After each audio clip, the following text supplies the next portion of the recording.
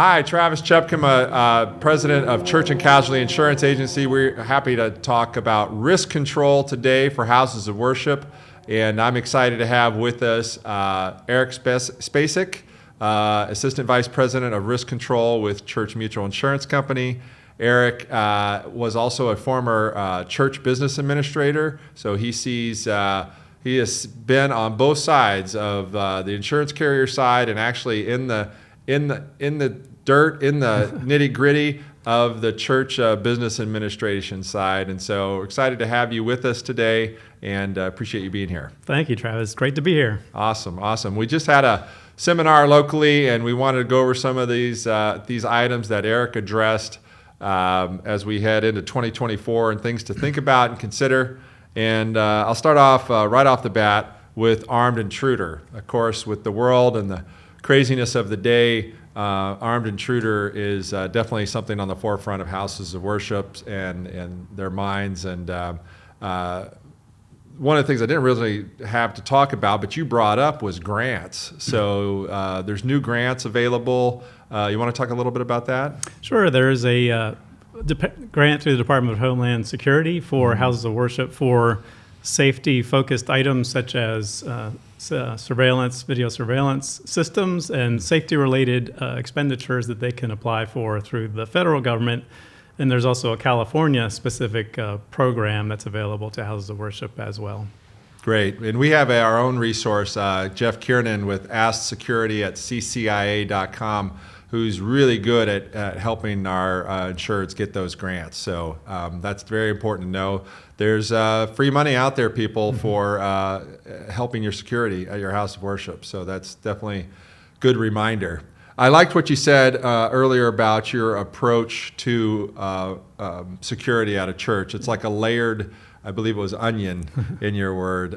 So talk about that layered approach. What does that look like for a house of worship? Sure. So the key there is to have different layers, or as we say, onion approach to security, starting out in the parking lot. So the threat typically is going to be coming from the parking lot. So to have volunteers or security staff in the parking lot who are in communication with those inside the building so that if they observe a threat or something unusual outside the building, they can communicate with those inside.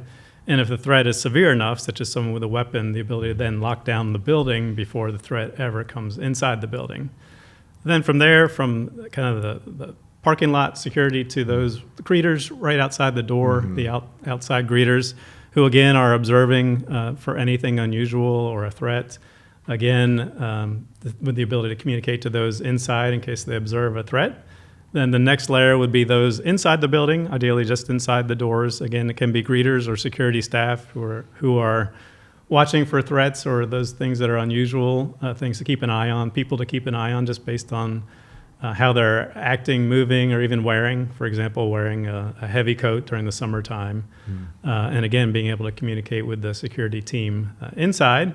And then move to the sanctuary. We have a number of houses of worship that have security folks in kind of strategic spots, jump seats, if you will, both at the back of the sanctuary, knowing that very often the threat would come up, the aisle in the middle of the sanctuary.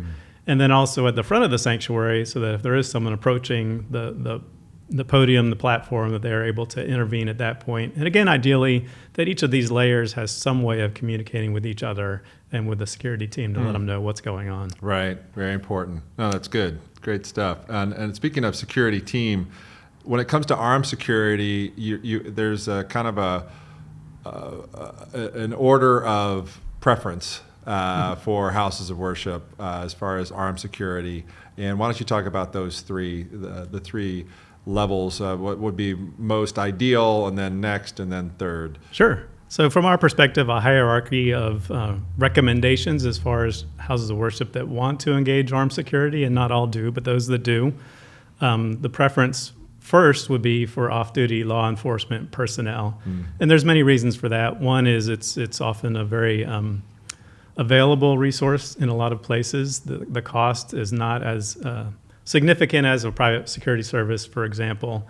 They have superior training and expertise that an internal team just does not have from their day-to-day experience dealing with the public and with threats. And then there's also the liability shifting aspect to it, that if you have the off-duty law enforcement, if they're responding to a crime in most jurisdictions, they're responding as a law enforcement officer. And so the liability does not fall on the House of Worship organization, it falls on the police department.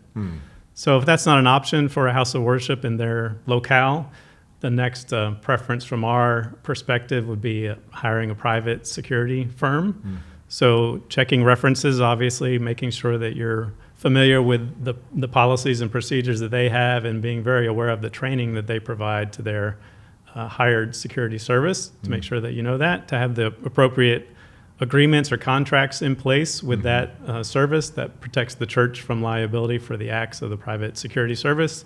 But it provides a layer of protection for the church from liability, and also has, again, typically superior training and expertise for those folks versus volunteers at the church serving. Then the third option, if those aren't viable for a house of worship, is to have their own armed security team made up typically of volunteers within the congregation. If they're going to go down that path, obviously the church wants to make sure that they've been screened, that they're highly trained, and the church has to arrange that training themselves because they're taking on the liability themselves, and making sure they have all the right policies and procedures, operating procedures in place, de-escalation training for these folks, and that option being the most risky because all the liability for the acts of that team rest with the house of worship. Sure. That's why training is incredibly important, because there are a lot of houses of worship that do use volunteers. So it's good to make sure they have the CCW permit, to make sure they have the training in place. De-escalation, that's huge to have that type of training.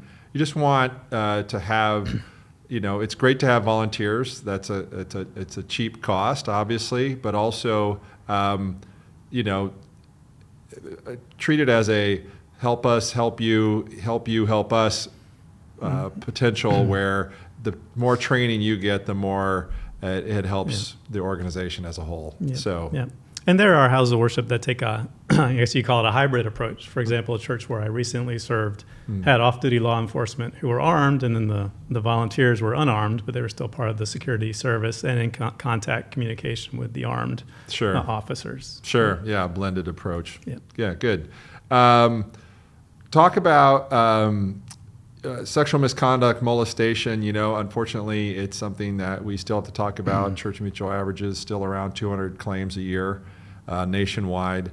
Some interesting stats. What you would expect: 80% minor and 20% adult on adult. 80% were minor. The victims were minor. 20% the adult was a victim. But of those minors, 20% of those is minor on minor crime. So we always talk about background checks and reference checks and the importance of those things, but really, it really comes down to supervision, right? I mean, that's what we see, or you see, with the majority of claims, is it not? That especially, I think it's easy to say, okay, we've got a young adult male with teenage children. Supervision is key. We need, multiple adults present in these scenarios, but nobody really thinks about child and child hanging out together, and that 20% of the minor claims are minor on minor. So talk a little bit about why supervision there is just as important, if not more. Yeah, well, absolutely. So supervision being part of the overall program. So you mentioned it, Travis. Obviously, screening and background checks are an important part of a sexual abuse prevention program, but that supervision really is key, because when you get to those minor on minor or peer on peer claims, as we call them, background checks aren't going to solve that. Right. This is two kids amongst themselves. And so that's the key of having that appropriate level of supervision with the church, whether you call it a 2-adult rule or no adult alone with a child. Just the key of making sure that particularly those young workers and volunteers have adult supervision, and then also making sure that those adult supervisors are trained about watching the young kids and being aware, for example, that statistic 1 in 5 is a minor on minor or peer on peer abuse situation. Yeah, good. That's very important. Let's move on to recreational activities / youth groups. we were talking earlier about this, and it just kind of clicked with the example you gave. You gave an example of what they call an earth ball, or these people, you've probably seen them where they're like these big inflatable balls that you get inside of, right? Or actually you can roll on top of.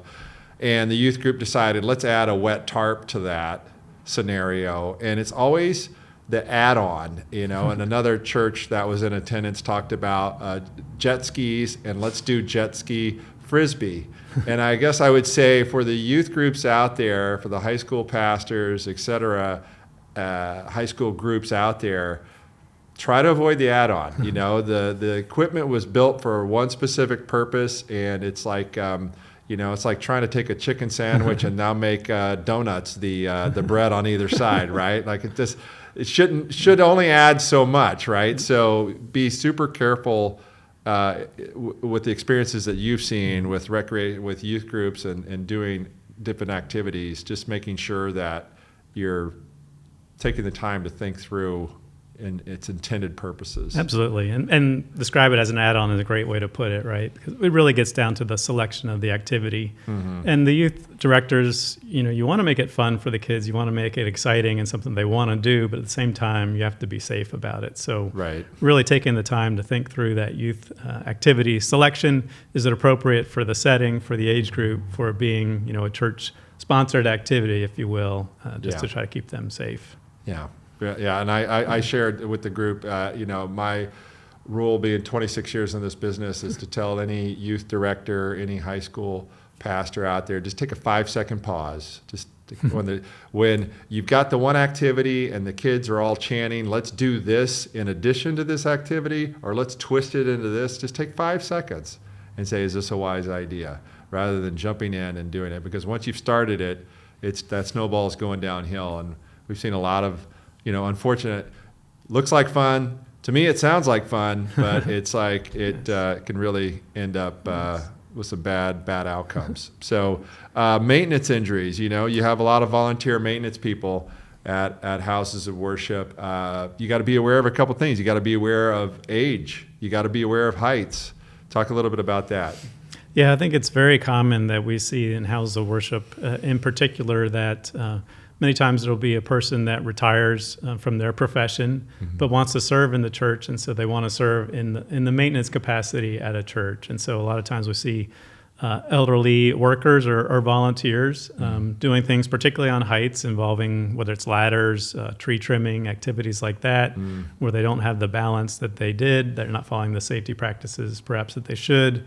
And because they are older too, the outcome in terms of injuries tends to be worse than for a younger worker as well. So for the house of worship, being careful about who you're selecting for your maintenance, not just workers, but also volunteers, volunteer work days, the activities themselves, and making sure that there are procedures in place to make sure that there are not the injuries like that. Sure.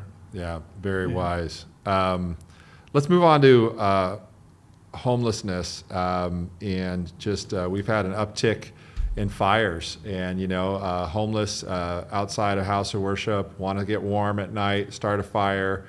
Next thing you know, it's expanded to the church facilities. Some emerging technology. I mean, everybody's familiar with security cameras, but now there's motion type cameras that are available out there, and actually motion type cameras that beyond homelessness, they can pick up other things as well. Why don't you talk a little bit about that? Sure. Yeah, there is technology out there about essentially AI enhanced security cameras. So an add-on to the existing surveillance security camera system that can identify things such as if it recognizes that there's a weapon on an individual, it can identify that and alert those that are monitoring the security cameras. If there's a trespassing situation, that technology can identify that and again send an alert to the responsible individual. If there's a hazard at the premises, such as a substance on the floor that's readily can be seen, but is picked up on the camera, then the technology can also identify something like that. So that's amazing. It is pretty fascinating from the Ring doorbell to the standard security camera, how that's advancing so rapidly. It's just a lot of good technology out there that hopefully, as it expands, will become more affordable as well. Right.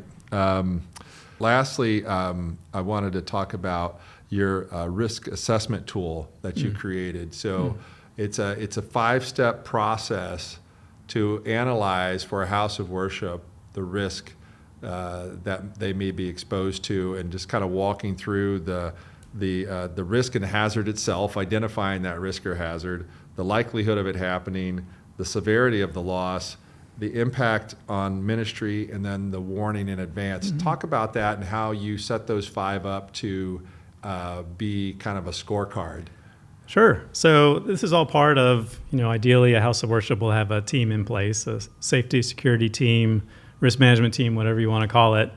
And one of the tasks of the team is to kind of assess where the risks are out the house of worship. And so one way to go about doing that is for each risk that's identified, such as armed intruder, slip and fall, weather, fire, et cetera, is to use this tool to help prioritize those about what to kind of approach first. So like you mentioned, there are different elements to it, kind of with a 1 to 5 score for each element, 1 being the least concerning and 5 being the most. So it starts with likelihood. How likely is this episode or event to happen? 1 being not very likely, 5 very likely. So armed intruder, thankfully in this day and age, is still pretty unlikely to happen. Not that we don't need to be prepared for it, but it would get a lower score on the likelihood side. Then moving to the severity side, again 1 through 5, if this thing does happen, how severe are the consequences, and from a monetary perspective. So 1 being not as severe, 5 being very severe. So going back to the armed intruder example, that's going to be a 5 because that's a big event if that does happen. Then the next one being kind of the consequences or impact. So aside from monetary things, there are risks that if they come about, they impact the house of worship or the reputation of the organization itself. So things like a sexual abuse allegation, if that comes about, unfortunately, it's going to be in the media. There's going to be a spotlight focused on the organization and what they did about it. And so, for example, sexual abuse prevention on the consequences or impact score is high. It's a 5. And then warning. Warning just means how long do you have to get ready for something. So for a hurricane, for example, you'll know days in advance, theoretically, that the hurricane is approaching, whereas armed intruder, that threat is there right then. So 1 is a low score, hurricane, 5 is no warning, so immediate. Right. And then you add those elements up in the categories, and the higher scoring ones are ones that perhaps your team should approach first, and then work your way down the list. And we recommend, kind of guided by the resources that are available at churchmutual.com and ccia.com, including a number of assessment tools that we have on those websites for each particular area. For example, playgrounds, an assessment that'll walk you through the various hazards that are there. Right. No, that's fantastic. Yeah, we'll definitely get that out. And I think just to kind of wrap it up, what we talked about in the seminar previously was that, things that catch houses of worship eyes, sexual misconduct, that's always been, prevalent, easy for me to say. It's always been prevalent to focus on and make sure we have risk management protection for children around that. The second is armed intruder and security, and making sure, in this day and age that we have the right security in place. A lot of things in risk control outside of those 2 things, and those 2 things are extremely important, but a lot of other things get missed because houses of worship are busy, and it's good for somebody to put the hat on for the number 1 claim Church Mutual has in California is slips, trips, and falls. And that's probably nationwide, I would assume, probably state by state, slips, trips, and falls. Who's going around looking at the property of the campus? Who's wearing these other hats besides, doing the background checks and getting the security team together? Who's wearing the other hats at your house of worship to really focus on these other exposures?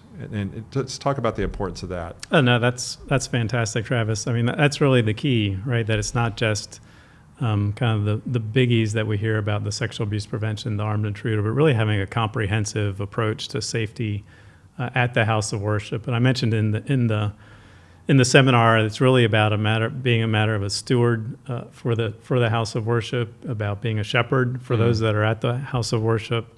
Really, that it's about loving one another, and that it's really protecting the organization itself from liability. And so the importance of having a comprehensive approach with that team, assessing those risks. And so, yes, definitely being aware and being prepared for those big ones, but also for the more common ones, the slip and falls that are happening every day, and having a plan in place for those things as well. Yeah, and having somebody to take ownership of that Yes. At your organization is Yes. is really important.